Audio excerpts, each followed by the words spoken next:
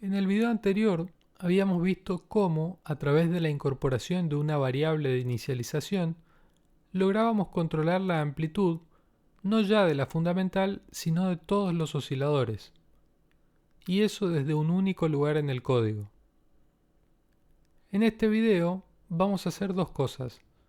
Primero vamos a agregar dos variables de inicialización adicionales, de modo que podamos hacer lo mismo con la frecuencia y la fase. Y luego vamos a ir un paso más allá y vamos a tratar de diferir la configuración del instrumento 1 de modo tal que esta tarea pueda ser realizada directamente desde la partitura. Partiendo entonces del mismo código al que habíamos arribado en el video anterior, vamos a comenzar por incluir dos nuevas variables de inicialización. Llamaremos a la primera ifrec. La diferencia con respecto a iamp es que no vamos a conectar ahora a estas variables a la salida de un opcode, sino que en su lugar vamos a usar el operador de la asignación, que en Csound es el signo igual. Y esto para directamente poder asignarle el valor que queramos que tenga la fundamental en términos de frecuencia y fase. A modo de ejemplo, entonces, diremos ahora que a partir de esta línea ifrec va a ser igual al valor 880. La segunda variable que vamos a definir se va a llamar ifase. Y a esta variable le vamos a asignar el valor 0.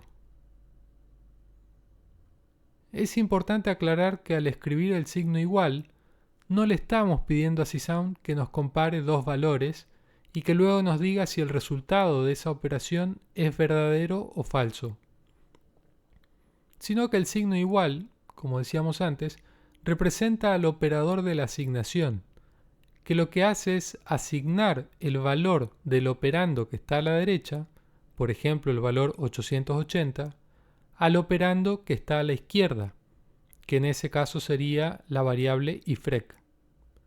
Esto es muy importante de entender.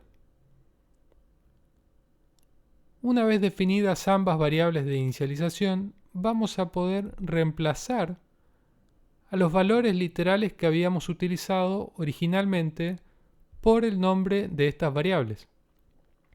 Y por supuesto, como aprendimos en el video anterior, esto también lo vamos a hacer para los armónicos 2, 3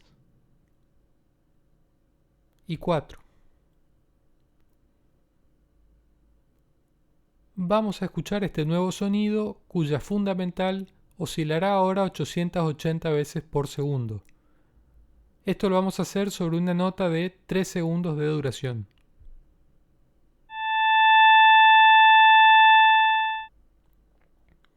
Nuevamente, gracias a las variables de inicialización que incluimos en el código, e independientemente de la cantidad de osciladores que utilicemos, para cambiar ahora la amplitud, la frecuencia y o la fase, bastará con modificar por cada uno de estos parámetros una única línea de código.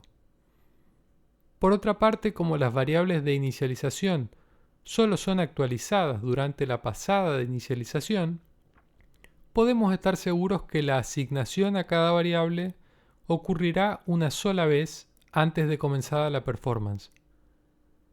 Es decir, diremos que se trata de una estrategia que escala perfectamente. Pero aún así debemos reconocer que nuestro instrumento carece todavía de la flexibilidad que podríamos encontrar típicamente en un instrumento acústico. Y esto es porque uno espera poder configurar a la amplitud, a la frecuencia y, por qué no, también a la fase de manera individual para cada nota que el instrumento produzca. Es decir, realizando esta tarea desde la partitura. Por suerte en Csound no hay que hacer demasiado para poder lograr este cambio. Para eso hay que recurrir a los campos P opcionales de la instrucción I. El primer campo P opcional de una nota es el campo P4.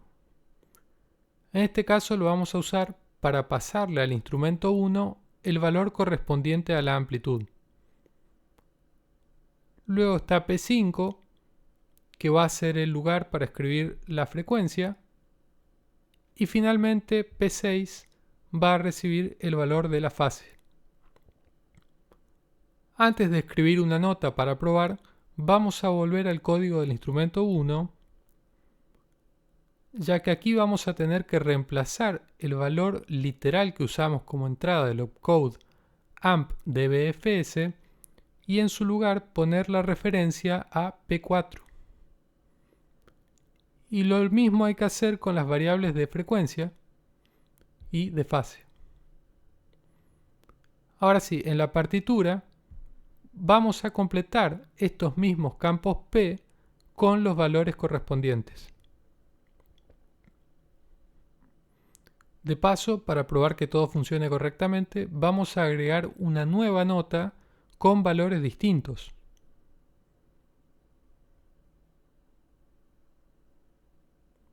Vamos a escuchar cómo suenan estas dos notas.